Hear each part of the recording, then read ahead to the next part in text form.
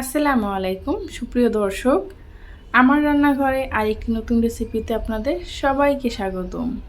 আশা করি সবাই ভালো আছেন এবং সুস্থ আছেন। আর আমি আজকে তৈরি করে দেখাবো নদীর পাঙ্গাস মাছ কিভাবে রান্না করলে বেশি মজা হয় এবং অনেক স্বাদের হয়, সেটাই আপনাদের মাঝে শেয়ার করব। আর এই নদীর পাঙ্গাস মাছটা আমরা দেখা যায় সচরাচর খাই না, মাঝে সাঝেই খাওয়া হয়। আর সেই মাঝে সাঝে মাছটাকে কিভাবে মজাদার করে রান্না করতে হয় সেটাই আপনাদের মাঝে শেয়ার করব। এই তো আমি এখানে নিয়ে নিলাম কিছু পাঙ্গাস মাছ, দেখতেই পাচ্ছেন। এটাকে আমি ভালো করে ধুয়ে পরিষ্কার করে নিয়েছি। আর এখানে আমি দিয়ে দিলাম সরিষা তেল অল্প পরিমাণ, দিয়ে দিলাম অল্প পরিমাণ হলুদ গুঁড়ো এবং মরিচ গুঁড়ো, এখানে দিয়ে দিচ্ছি জিরা গুঁড়ো, আর দিয়ে দেব 1 টেবিল চামচ পরিমাণ আদা রসুন বাটা, আর দেব অল্প পরিমাণ লবণ। দিয়ে মাছটাকে আমি ভালোভাবে মেরিনেট করে রেখে দেবো 1 ঘন্টার মতো। এই যে সরিষা তেলটা দিয়ে আমি মাছটাকে মেরিনেট করে রেখেছি, এটাতেই কিন্তু মাছটার স্বাদ বহুগুণে বেড়ে যায়।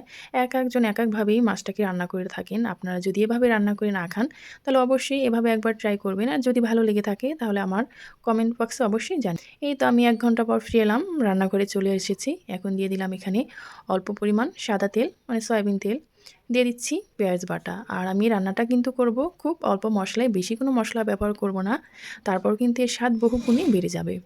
আমি এখানে দিয়ে দিচ্ছি 1 টেবিল চামচ আদা বাটা এবং রসুন বাটা, কারণ ম্যারিনেট করেছি ওই সময় কিন্তু আমি এই পরিমাণেই দিয়েছি, সেজন্য আমি এখানে সব মশলাই অল্প অল্প ব্যবহার করব।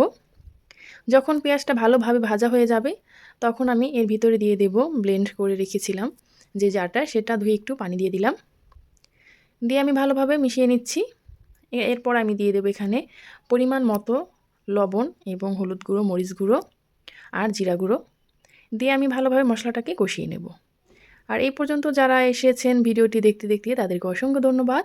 আর এখন পর্যন্ত যারা লাইক দিতে ভুলে গেছেন তারা অবশ্যই একটি লাইক দিয়ে ভিডিওটি কন্টিনিউ করবেন। আর আমার চ্যানেলে যারা আজকে প্রথম ভিজিট করেছেন তাদেরকে অসংখ্য ধন্যবাদ। আমার এই ভিডিওটি দেখতে দেখতে যদি কোনো অংশ ভালো লেগে যায় তাহলে অবশ্যই আমার চ্যানেলটি সাবস্ক্রাইব করে আমার পাশেই থাকবেন, আমার এই ছোট্ট পরিবারের একজন সদস্য হয়ে।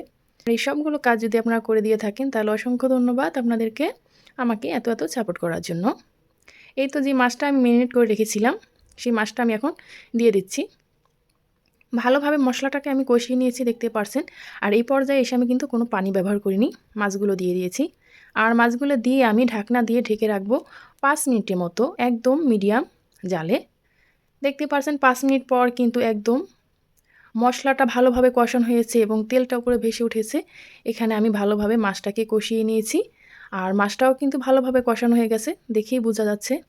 আর এই মাছটা কতটা মজা হয়েছে সেটা আপনারা দেখেই বুঝতে পারবেন। এই তো ভালোভাবে যখন কষানো হয়ে যাবে আমি এর ভিতরে দিয়ে দেব অল্প পরিমাণ কিছু পানি। আমি মাছটা ঝোল ঝোল রান্না করব না, এটা একটু ঘনভাবেই রান্না করব, এটা ঝোল খেলে ভালো লাগে না। এখন আমি ভালোভাবে, দেখতে পারছেন, এপিট ওপিট করে মাছটাকে উল্টিয়ে পাল্টিয়ে মিশিয়ে নিচ্ছি। এ পর্যায়ে আমি যে বলটার ভিতরে মাছটা ম্যারিনেট করে রেখেছিলাম সেটা ধুয়ে আমি কিছু পানি দিয়ে দিলাম। পানি দিয়ে আবার আমি ভালোভাবে মাছগুলোকে পানির সাথে মিশিয়ে নিচ্ছি এবং ভালোভাবে নেড়েচেড়ে নিচ্ছি মশলার সাথে। তারপর আমি ঢাকনা দিয়ে এটাকে মিডিয়াম জালে রান্না করে নেব 5 মিনিটের মতো। 5 মিনিট পর আমি ঢাকনাটাকে খুলে আবার একটু নেড়েচেড়ে মাছটাকে দিয়ে দিচ্ছি। আর দেখতে পাচ্ছেন ঝোলটা কতটা ঘন হয়ে আসছে, এটা কিন্তু আরও ঘন হয়ে যাবে। এ পর্যায়ে আমি দিয়ে দিলাম কিছু পেঁয়াজ কলি, এটা আপনারা নাও দিতে পারেন, অপশনাল। আমার বাসায় ছিল, ভাবছি একটু দিয়ে দিই, সেজন্য কালারফুল লাগবে।